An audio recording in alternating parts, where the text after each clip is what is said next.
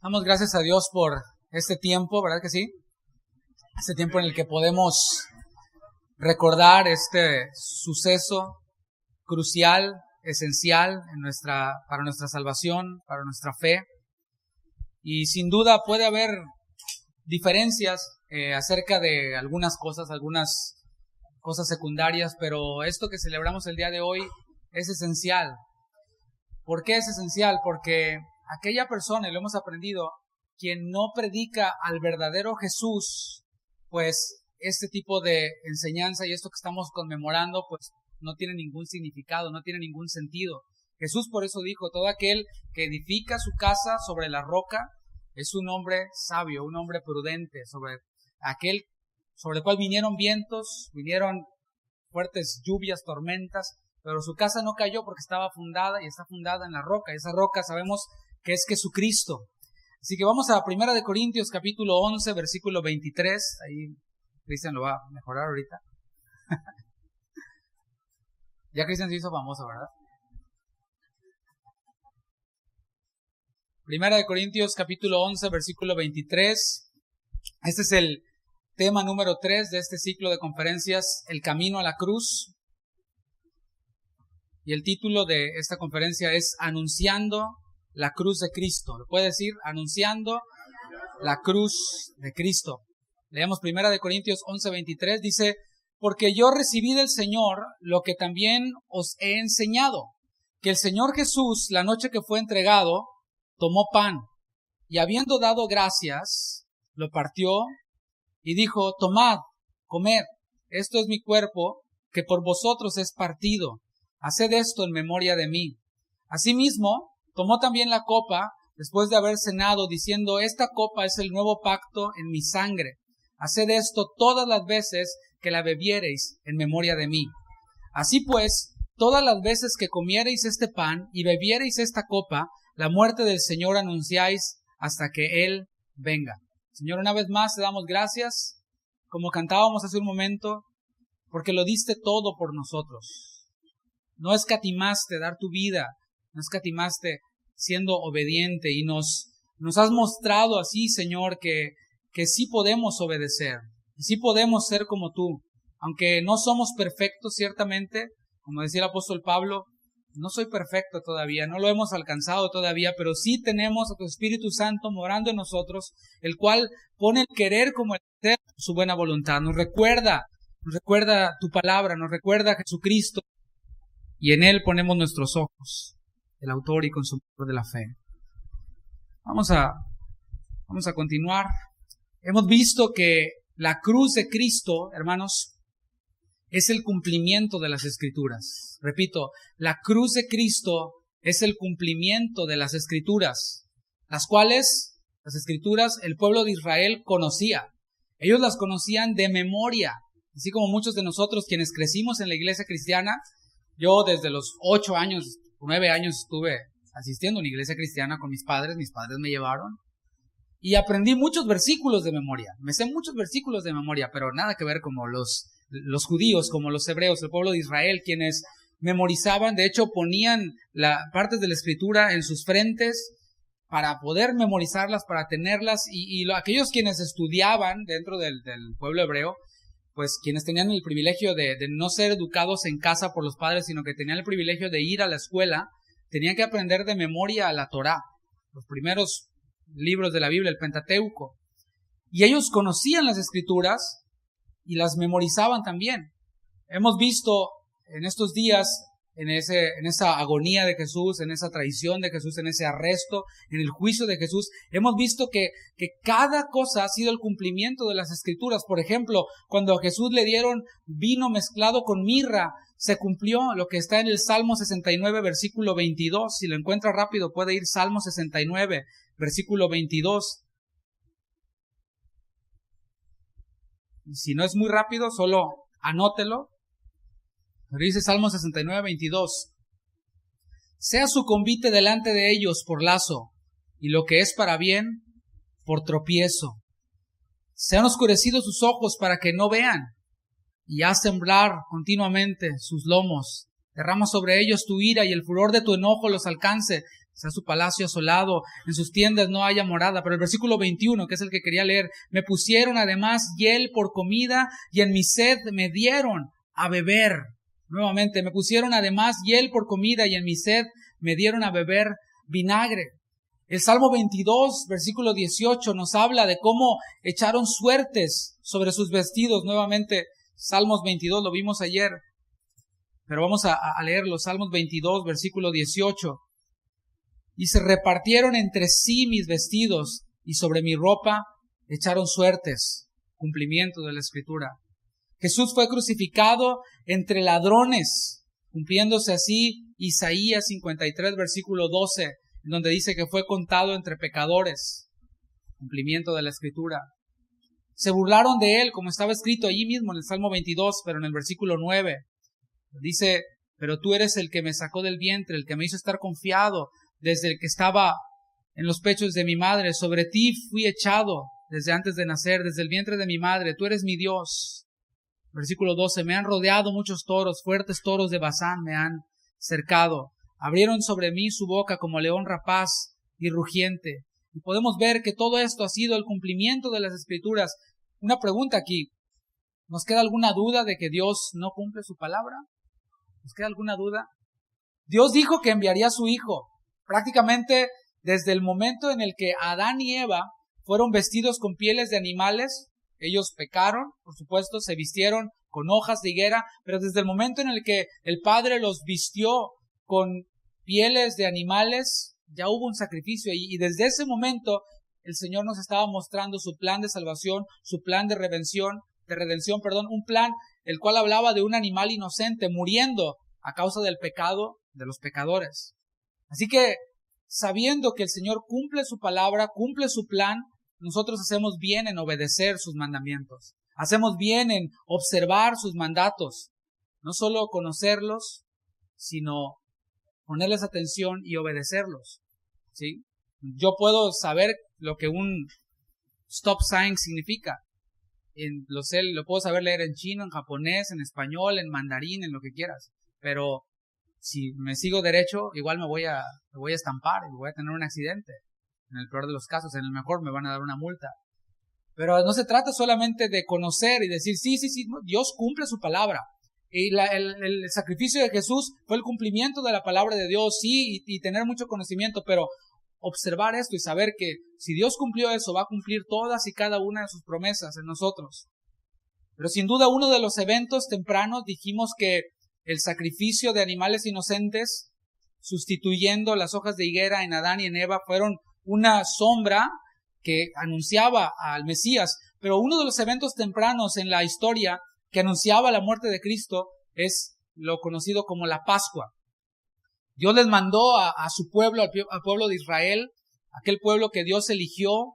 ¿Por qué eligió a Israel y no eligió a los olmecas, a los mayas, a los egipcios? Simplemente porque Dios es soberano. A Él le plació. Un pueblo tenía que ser elegido para que de allí el Salvador viniera. Y a Dios le plació fundar un pueblo de Israel.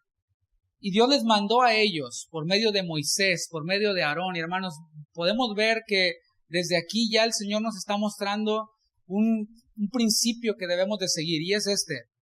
Dios elige un pueblo, ¿verdad? Separado de los otros pueblos. Y Dios les da a ellos a un Moisés y les da un Aarón. Véalo paralelamente en la iglesia. Dios ha separado un pueblo, aquellos quienes hemos creído, nos inserta en su pueblo, que es la iglesia, y dentro de la iglesia hay quienes tenemos esa responsabilidad de dirigir, así como Moisés, de ministrar, así como Aarón. Esto no es algo nuevo, y tampoco es algo que deberíamos de negociar o sobre lo cual opinar. Ahí está, es el plan de Dios desde un principio. Y por medio de Moisés, por medio de Aarón, Dios mandó para que sacrificaran a un cordero. Este cordero que ellos debían de sacrificar no era nada más como se les ocurriera, no era nada más como que, ¿tú cómo ves? ¿Lo matamos? ¿Cómo? No, pues yo pienso que lo hacemos en barbacoa, yo pienso que lo hacemos de tal moda, ¿no? Les dio instrucciones específicas, incluso para matar a ese animal, para sacrificar a ese cordero.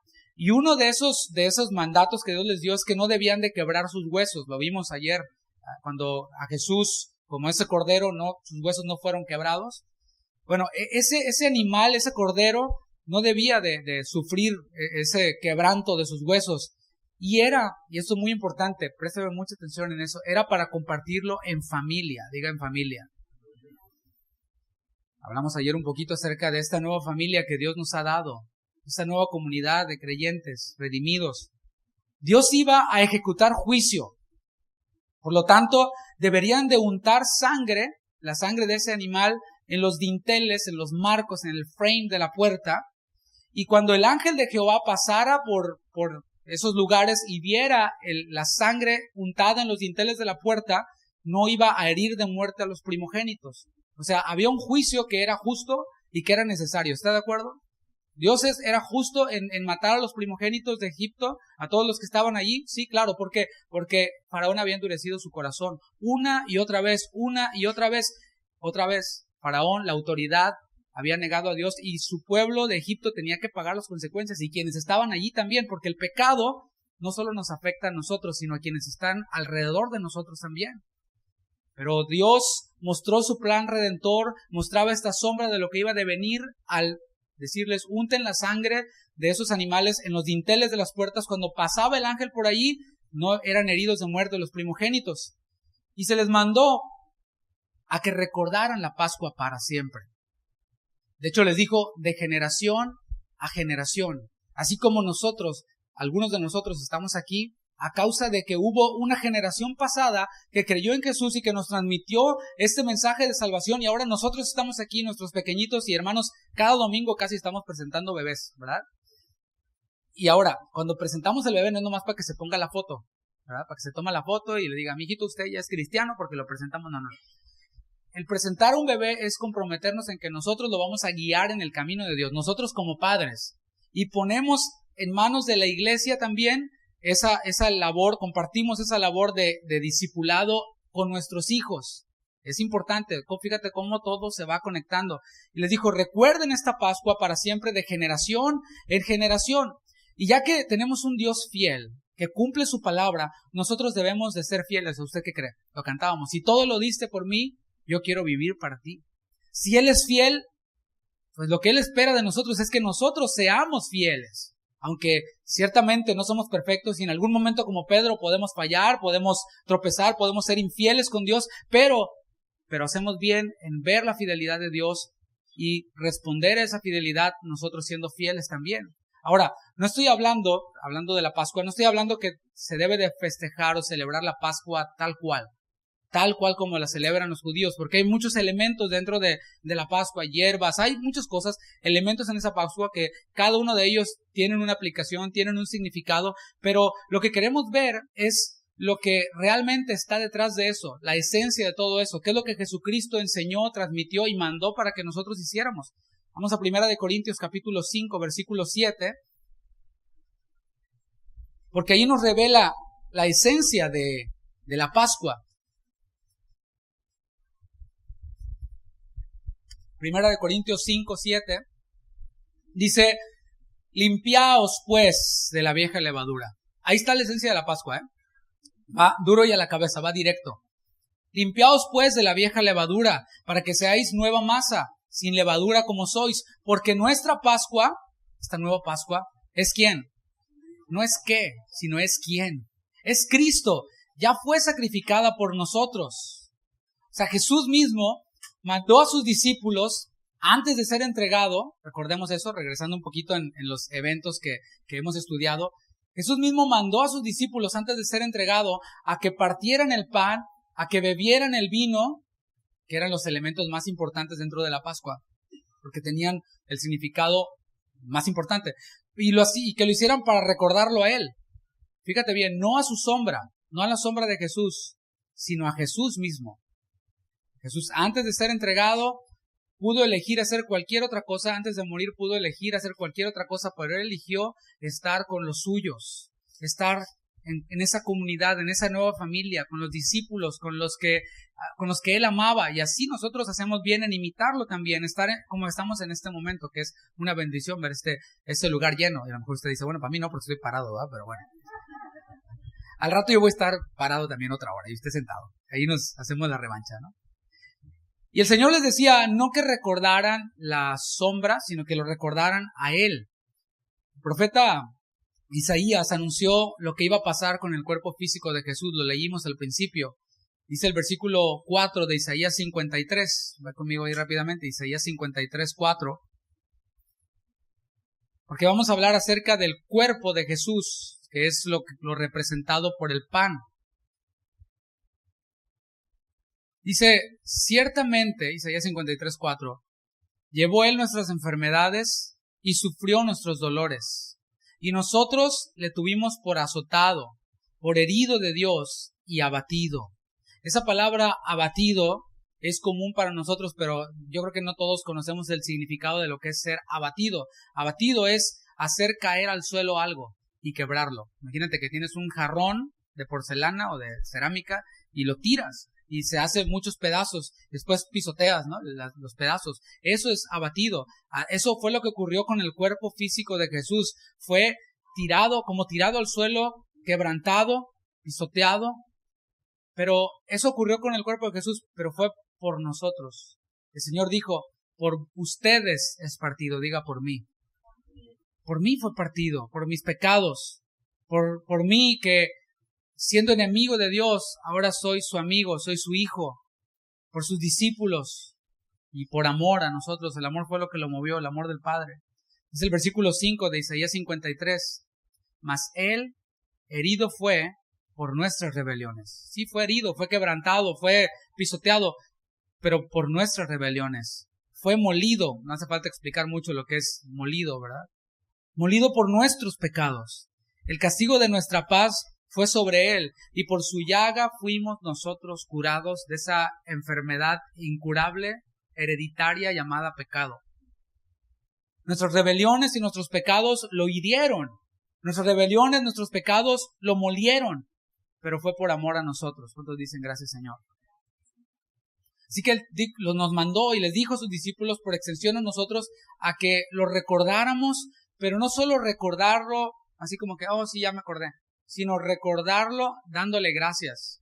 Por eso tan apropiado esto que cantábamos, gracias Señor, te entrego mi corazón. Otro canto que escribió mi amigo el pastor Chuy García, gracias Señor, por tus palabras de amor, has perdonado todo lo que soy. O sea, la vida de un cristiano es una vida que expresa alabanza, y uno de los significados de alabanza es gratitud.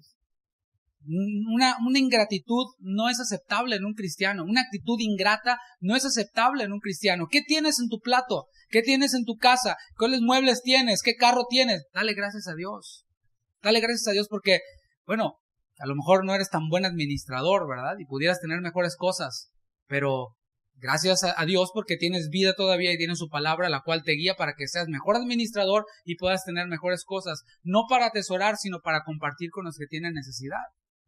Entonces nuestra vida cristiana es una vida de gratitud. Por eso, en esta esencia, en esta doctrina esencial de la resurrección y de la muerte de Jesús, nos ha sido mandado que lo recordemos dando gracias.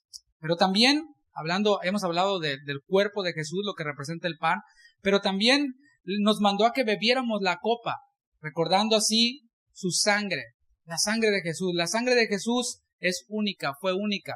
No era como la sangre de todos los millones de habitantes que han pasado por esta tierra y pasarán por esta tierra, porque era sangre sin pecado. El pecado se transmite en los genes. Esto está comprobado científicamente, ¿verdad? Que hay una transmisión en los genes que nos heredan nuestros padres, y no solo en lo físico, sino quizás también en el ánimo, en el carácter. Y ahí va el pecado. David decía, en pecado me concibió mi madre. Y esto lo podemos ver, pero Jesús no fue concebido en pecado, por lo tanto su sangre era sangre santa. Su saliva era saliva santa, sus cabellos, todo era santo porque fue concebido sin pecado. Por esto es que esa sangre es llamada sangre del nuevo pacto, en nuestro texto base. Esa sangre del nuevo pacto. Y nosotros valoramos no la copa, es más, ni tenemos copas aquí, lo que tenemos son unos vasitos chiquitos. Pero no es importante la copa, sino el contenido de la copa. El viejo pacto, para quienes no saben, era con sangre de animales. Eso era en el viejo pacto. La sangre del viejo pacto eran animales. Pero venido Cristo, Él derramó su santa sangre y cada vez que nosotros bebemos la copa o ese pequeño vasito, recordamos, que este nuevo pacto se hizo una sola vez y fue suficiente para pagar por nuestros pecados. Los animales, la sangre de los animales, aunque eran inocentes, ¿verdad? Pero tenía que volverse a hacer, tenía que repetirse un sacrificio y otro, y era incontable el número de animales que eran sacrificados en el templo de Jerusalén. Los historiadores narran que había ríos de sangre que corrían por el templo, por las afueras del templo. Y venía uno y otro, pero dice la palabra en Hebreos capítulo 9, versículo 28, si me acompañas allí, Hebreos 9, 28, nos habla acerca de cuántas veces Jesús derramó su sangre, debía de derramar su sangre. Dice Hebreos 9, versículo 28, y esto es lo que recordamos. Así también Cristo fue ofrecido una sola vez para llevar los pecados de muchos y aparecerá por segunda vez en relación con el pecado para salvar a los que le esperan. Aquí podemos ver que lo que estamos recordando fue su cuerpo molido por nuestros pecados, por amor a nosotros, su sangre derramada como un nuevo pacto, no como el pacto de un animal que debía de repetirse, sino un pacto único, una única sangre, un único sacrificio que fue derramado para nosotros una sola vez. Y esta ordenanza, porque es una ordenanza, nosotros como creyentes tenemos únicamente dos ordenanzas. ¿Cuáles son? Bautismo y la Santa Cena. Esto que estamos conmemorando el día de hoy.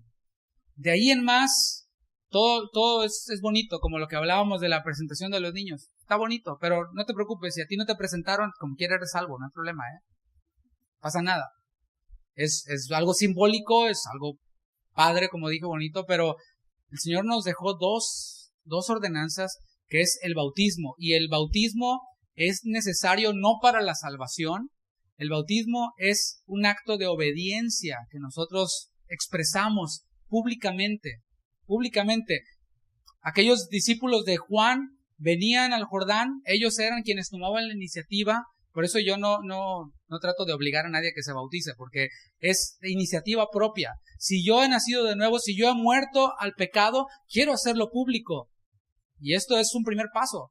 Vemos en el libro de los Hechos que era algo inmediato, después de la salvación. Creí, ahí hay agua, vas, no me importa, quiero testificar lo que ha ocurrido en mi interior. Y ellos, los discípulos de Juan, bajaban al río Jordán, venían a Juan para ser bautizados por él, y allí se identificaban con el mensaje de Juan, que era un mensaje de arrepentimiento. Pero Juan decía, viene uno después de mí, atrás de mí, del cual yo no soy digno ni siquiera de atar sus guaraches, ¿verdad? No soy digno. Él es el Cordero de Dios que quita el pecado del mundo, y es necesario que yo me haga más chiquito, que yo mengüe, pero que Él crezca. Y ese Cordero de Dios llegó. Y ese Cordero de Dios vino a Juan para ser bautizado por él. Y Juan dijo, oye, tranquilo Jesús, no, más bien yo necesito ser bautizado por ti. Y Jesús le dijo, deja, porque sí conviene que cumplamos con toda justicia. Jesús mismo poniendo el ejemplo de identificación con un ministerio de arrepentimiento, con un ministerio que tenía mucha similitud con la iglesia, lo que es el día de hoy la iglesia. Así que cristianoides solitarios, nada que ver con Cristo, nada que ver con Cristo. Y ese bautismo es una de las ordenanzas, pero la otra ordenanza es esta de la Santa Cena, la cual estamos viendo hoy, la cual tiene un doble propósito. Tiene el propósito primeramente de que recordemos el cuerpo molido de Jesús, la sangre derramada de Jesús, pero también tiene el propósito de que anunciemos su muerte. Fíjate cómo nuestra vida como creyentes tiene todo que ver con comunicación. Nosotros en el bautismo, aunque es un acto de obediencia, tiene una función de comunicación. ¿Qué comunico? Que soy discípulo de Cristo, que me identifico con la iglesia de Cristo. Y la Santa Cena tiene también ese propósito de comunicar, de anunciar la muerte de Jesús. Esto que el mundo hoy, sin saber qué onda, recuerda. Ayer platicaba con un hermano y decía, no, un amigo mío me habló bien borracho, ¿no? Y diciéndome que felicidades, ¿no? O sea, pues no tienen idea lo que se celebra, se toman los days off, ¿no? Pero tiene ese propósito de que nosotros anunciemos su muerte.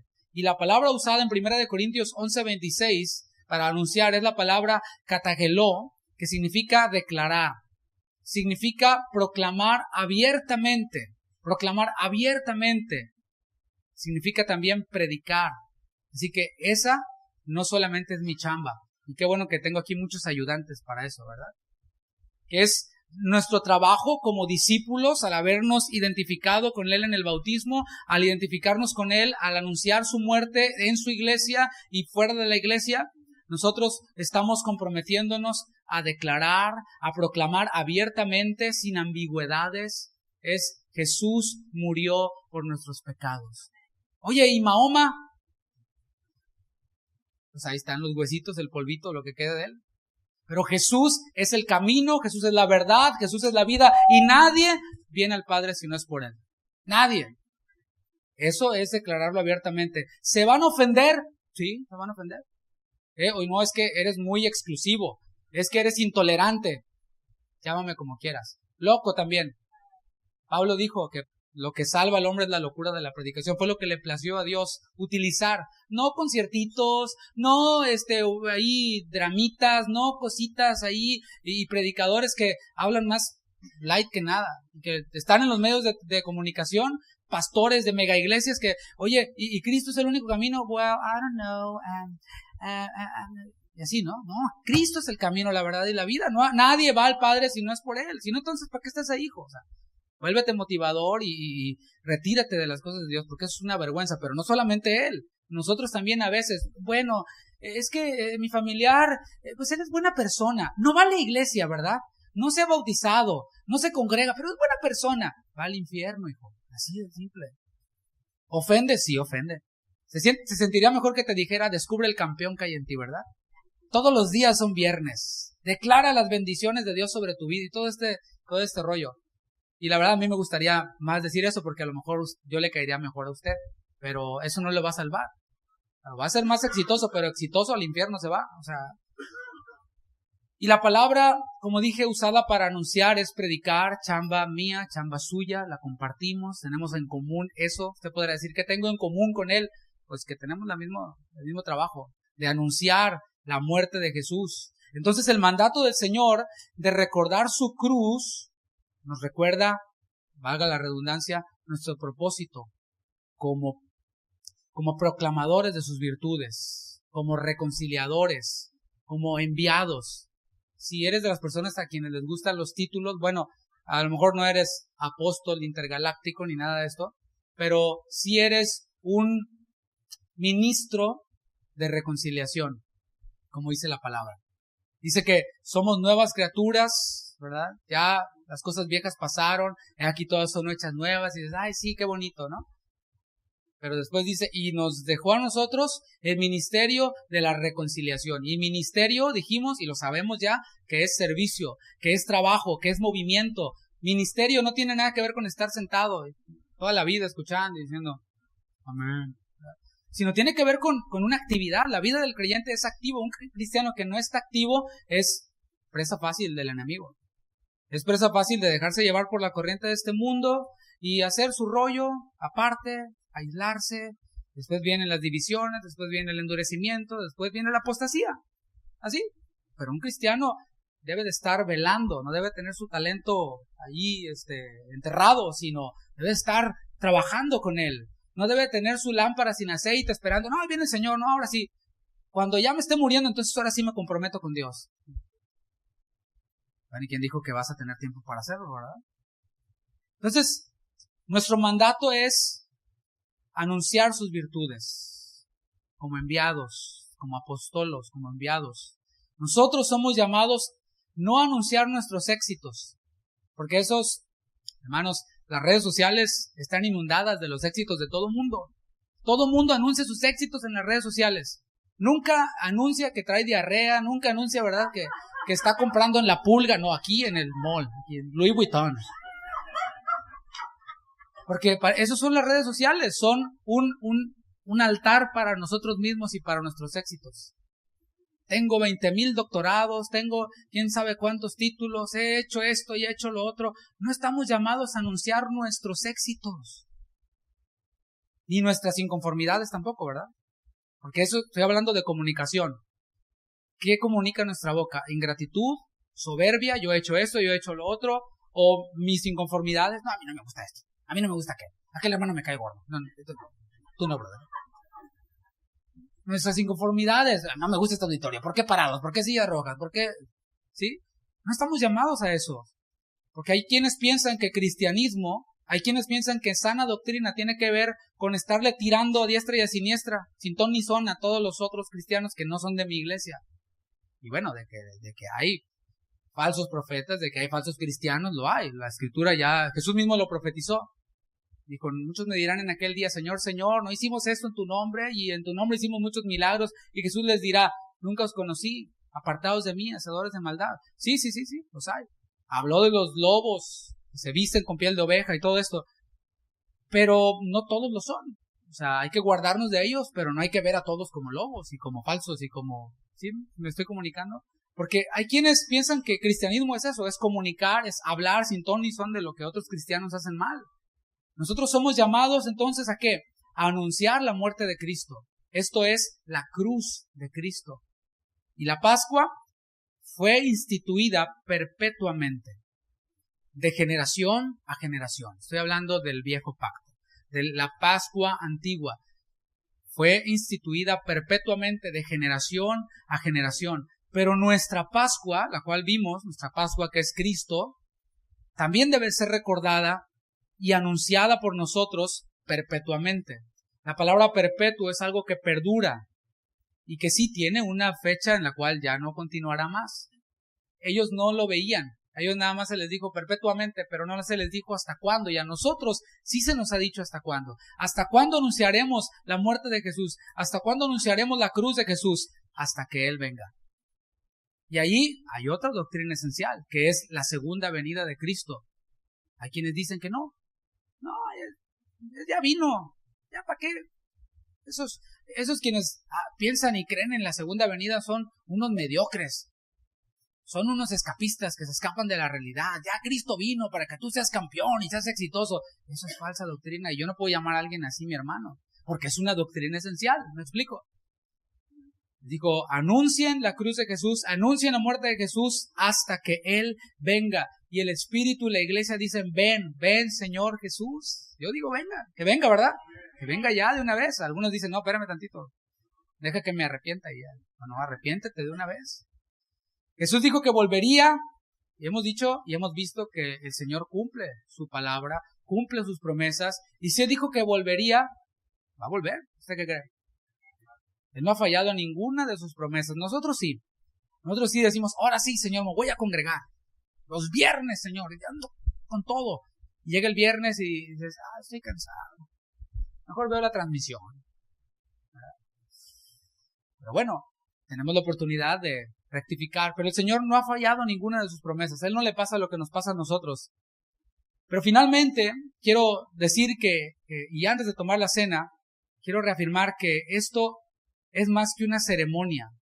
Es más que una ceremonia. Hay ciertos grupos los cuales toman esto como de, haz otra Santa Cena, sí, otra vez, sí, échale.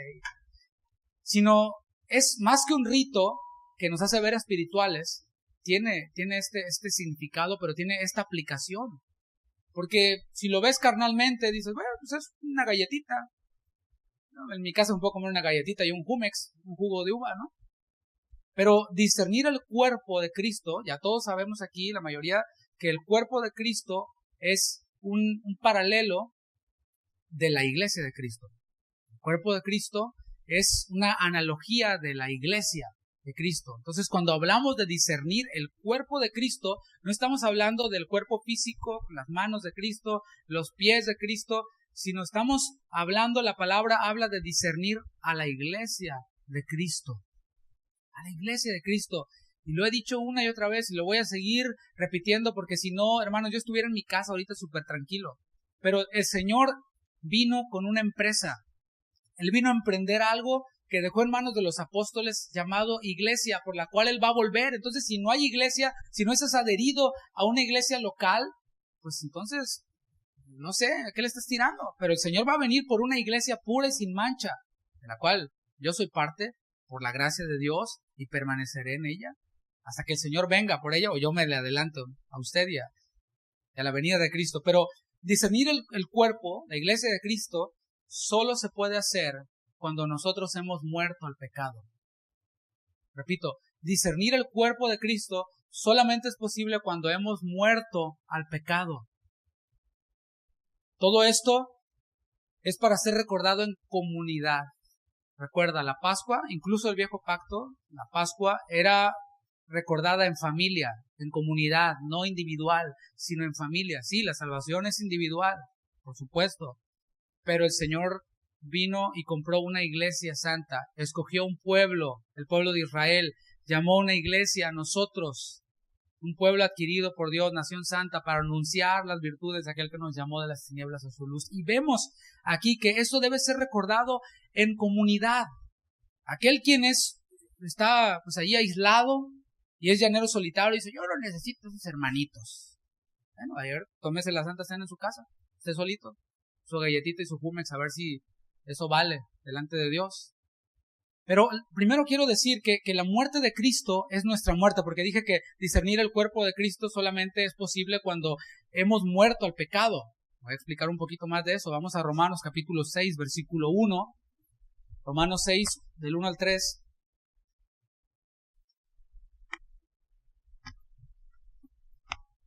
Pregunta el apóstol Pablo a los romanos. Y hermanos, a veces me llama la atención que hay personas que dicen, está tirando muchas pedradas. No, pues está bien. Yo ya agarré las mías, ¿no?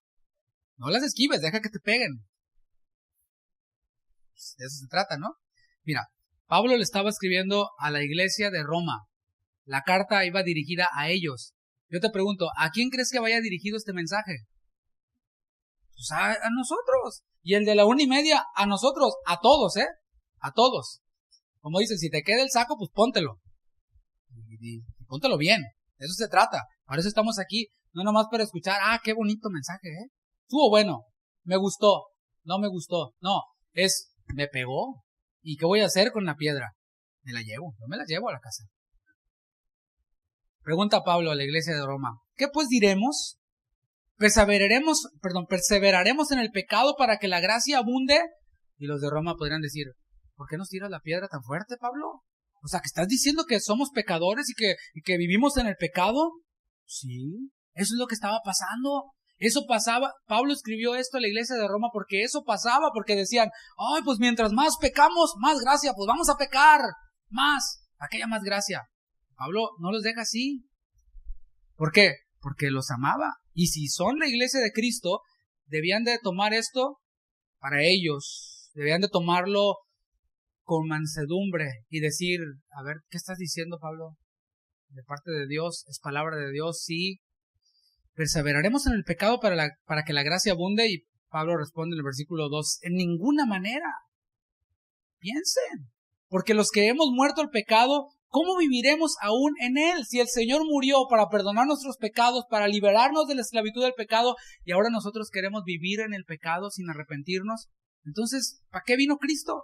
¿O no sabéis que todos los que hemos sido bautizados en Cristo Jesús, hemos sido bautizados en su muerte? Ya vimos bautismo de Juan por un lado, pero el bautismo que Jesús estipuló en el nombre del Padre, del Hijo y del Espíritu Santo es un bautismo que representa la muerte. Cristo murió y cuando yo me bauticé, representé ahí en las aguas que también yo morí. Mi viejo yo murió. Mi yo pecador, egoísta, soberbio, murió. No allí particularmente, sino en el momento que me arrepentí, pero allí lo estuvimos representando. Hay un nuevo, se levantó, hay un nuevo David que ya no vive para sí. Pablo decía, ya no vivo yo, mas Cristo vive en mí. Cuando creímos para salvación, nos identificamos con Cristo en su muerte. Y eso es lo que tenemos en común quienes estamos aquí. Quienes estamos aquí, quienes hemos sido lavados con la sangre de Cristo, tenemos eso en común.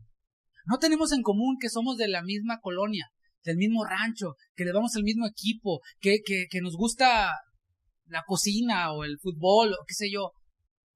Eso es secundario. Qué bueno, ¿te gusta? A mí también me gusta. Chido, pero lo que nos une a nosotros, ¿sabes qué es? Es que estamos muertos para el pecado. Y aguas, porque ese pecado tiene su poder de resurrección también, ¿verdad? A veces se hace el muertito, como los tlacuaches, como las zarigüeyas. Pero cuando trata de revivir, ¿no? Órale, le das otro garrotazo. Y eso es la función que tiene la palabra en nuestra exposición a ella y nuestra disposición para que ella nos transforme, para que ella nos pegue, para que mate el pecado que hay en nosotros. Si sentimos que nos están cayendo pedradas, es porque estás en pecado y es porque estamos haciendo bien. El evangelio es condenar el pecado y ofrecer arrepentimiento para él. Así que pues, esto va a estar ocurriendo. Si sientes que son pedradas es porque hay algo de lo que no te quieres arrepentir. Pero Dios te da la oportunidad una vez más. Y eso es lo que representa el bautismo. El viejo yo quedó sepultado. Se supone que aquí habemos cristianos, ¿verdad que sí? ¿Sí? Aquellos quienes son cristianos se han bautizado. Y ese bautismo nos une. Nos une. Por esto, hace poco tuvimos bautismos, vamos a volver a tener otra vez bautismos. No vamos a obligar a nadie, se va a abrir la invitación. Y aquel quien diga, ¿sabes qué? Yo no me he bautizado. Bueno, no tienes que esperar a que se aparezca algo en las nubes y que te diga que te tienes que bautizar. La palabra ya lo dice. Dice, el que creyere y fuere bautizado será salvo. ¿Creíste? Sí. ¿Qué esperas para bautizarte? No tienes que pensarlo. Me bautizaré. No. Entonces, no. Si no te quieres bautizar, entonces estás diciendo que no has sido salvo. Es simple, ¿no? Efesios 4:5 nos habla de esto, de que lo que nos une es Jesucristo. Pero dentro del paquete vienen otras cosas. Dice Efesios 4:5. Un Señor, una fe, un bautismo, un Dios y Padre de todos, el cual es sobre todos y por todos y en todos. Así que si nosotros pensamos que cualquier otra cosa fuera de Cristo nos une, o si decidimos dividirnos de otros a causa de cosas carnales, entonces debemos de examinarnos a nosotros mismos. Déjame amplío un poquito en esto, si el tiempo me lo permite, pero una cosa es dividirte, causar divisiones, y otra cosa es excomunión y disciplina en la iglesia. ¿Se ve? Estoy hablando entre nosotros. Son cosas distintas, se parecen pero son distintas. Yo puedo dividirme de él porque me cae mal. Es un ejemplo nada más, ¿eh? Puedo decir, no, y después voy y le digo, no, bien mala onda, bien mala onda. Eso es murmurar, eso es dividir, eso es no discernir el cuerpo de Cristo. Y si andas en eso, arrepiéntete o no tomes la cena, porque comes juicio para ti. Pero otra cosa distinta es cuando alguien está en pecado, se le reprende, se le exhorta para que deje el pecado y dice, vivo en pecado, ¿y qué? ¿Okay? La Biblia dice que te apartes de eso, que ni aún comáis con ellos. ¿Dice o no dice? Entonces, ¿y es verdad o no es verdad? ¿Lo creemos o no lo creemos? ¿Lo obedeceremos o no lo obedeceremos? Fíjate, son dos cosas distintas. ¿Por qué? Porque estamos detrás de lo que contribuye a la santidad y a la mutua edificación. Y si alguien anda desordenadamente, dice la palabra, que lo amonestemos. Esa es la función de la iglesia. A lo mejor no nos gusta que nos amonesten, no nos gusta que nos exhorten, pero para eso estamos aquí, si eres miembro de esta iglesia. Si eres visita, bueno, así como normalmente luego las visitas vienen y nos ensucian y dicen, ay, mi primito, ay. Está bien, se va y limpias, pero ya cuando vive en tu casa dices, oye, mijo, pues éntrale, ¿no? Éntrale. Cuando yo era joven me fui a vivir a casa de unos amigos, cuando iba de visita me trataban súper bien, pero luego cuando me quedé a vivir con ellos, oye, pues móchate, ¿no? Para comprar comida. Oye, límpiale aquí, límpiale allá. Y dije, no, mejor me regreso con mis papás, ¿verdad? No, pero ya también había exigencias. Volviendo al tema. La cruz de Cristo, su muerte y nuestra muerte traen como consecuencia la resurrección. O sea, es simple, ¿no? No es muy complicado. Si Jesús no hubiera muerto, no hubiera resucitado. Sin la muerte de Jesús no hay resurrección. Por eso aquellos, los gnósticos, quienes decían, no, es que el cuerpo de Jesús era nomás una ilusión. O se durmió, se desmayó, no murió. Es una doctrina esencial que soporta la doctrina de la resurrección. Si no hay muerte de Jesús, si no hay cruz, no hay resurrección. Trae como consecuencia la resurrección. Nosotros no solo morimos al pecado y dijimos, ok, ya estoy aquí inerte, ya morí al pecado, ya no voy a fiestas, ya no tomo, ya no fumo, ya no digo malas palabras. Mira, hay personas quienes no hacen todo eso y como quiera se van a ir al infierno porque no han confiado en Cristo para salvación. Hemos resucitado a una nueva vida y eso debe ser una causa de gozo. Debe ser una causa de gratitud, que hemos resucitado, hemos muerto a la vida de pecado y hemos resucitado a una nueva vida. Anunciar la cruz de Cristo es anunciar nuestra muerte, es anunciar nuestra resurrección a una vida nueva. Entre nuestros hermanos, dice el Salmo, anunciaré tu nombre entre mis hermanos, en medio de la gran congregación te alabaré. Anunciarlo en medio de nuestros hermanos, pero también con los de afuera. Con los de afuera, es adentro y afuera, adentro y afuera. Rechazar el arrepentimiento y decidir vivir en el pecado, como dije hace un momento, el que sea. Pecado es todo aquello que ofende a Dios. Ofende a Dios. Y otra vez, dentro de la iglesia, si eres miembro de la iglesia, nos das, cuando tú dices, yo soy miembro de esta iglesia, nos das el permiso para que podamos acercarnos a ti y decirte, hermano, esto que estás haciendo es pecado. Arrepiéntete. No nomás se trata de venir, sentarte y decir, hace calor, no me gusta esa canción, no me gusta. No. Es completo el servicio, Déjenos servir, así le servimos también nosotros, así nos servimos unos a otros. Y aquel quien rechaza el arrepentimiento, aquel quien decide deliberadamente vivir en el pecado, divide y trae juicio, porque no refleja la libertad que Cristo vino a darnos. Así que es serio, hermano, no nomás se trata de tomar una galletita y un juguito, sino es algo que trasciende. Y antes de tomar la cena, le voy a invitar a que se ponga en pie y vamos a meditar un poquito en esto. Y quiero primeramente hacer un llamado para aquellos quienes no se han arrepentido de sus pecados, aquellos quienes no están seguros si son salvos, por supuesto no se han bautizado o ya lo hicieron, pero no están seguros si son salvos. Mira, el Señor te ama tanto que está permitiendo que escuches este mensaje, que escuches este llamado y que te arrepientas. La voluntad de Él para tu vida es que ninguno perezca, sino que todos procedan al arrepentimiento. Y también un llamado, si pueden ayudarnos a repartir los elementos. Pero si tú no te habías arrepentido y hoy te estás arrepintiendo de tus pecados, espera para tomar la cena, bautízate en el nombre del Padre, del Hijo y del Espíritu Santo, y en otra oportunidad la puedes tomar. Identifícate con la iglesia. Y aquellos quienes han abrazado algún pecado, esta es la oportunidad que el Señor te da antes de que recibes la cena. Si no te has arrepentido de ese pecado, sino que te has determinado para seguir viviendo en él, tampoco la tomes. Pero si somos pecadores, ciertamente nadie somos dignos de tomarla. Pero cuando nos hemos arrepentido de nuestro pecado, el Señor nos restaura y podemos participar de esta comunión con Él. Y quiero llamar también a aquellos quienes no han obedecido el mandato de anunciar la muerte de Cristo, porque eso también se le llama pecado de omisión. Cuando decimos, bueno, yo sé que hay que predicar, pero me callo y no digo nada.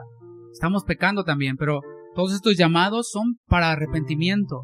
Y si tú en este momento te pones a cuentas con Dios, le pides perdón por tu pecado y decides ya no vivir en él, el Señor es fiel, es misericordioso, perdonador, lento para la ira, grande en misericordia, perdona nuestros pecados y restaura la comunión con Él, entre Él y nosotros. Señor, gracias. Gracias, Padre, porque diste tu vida en la cruz y queremos hoy anunciar esa muerte tuya por nuestros pecados, recordar que en esa muerte nosotros morimos también y resucitamos para una nueva vida.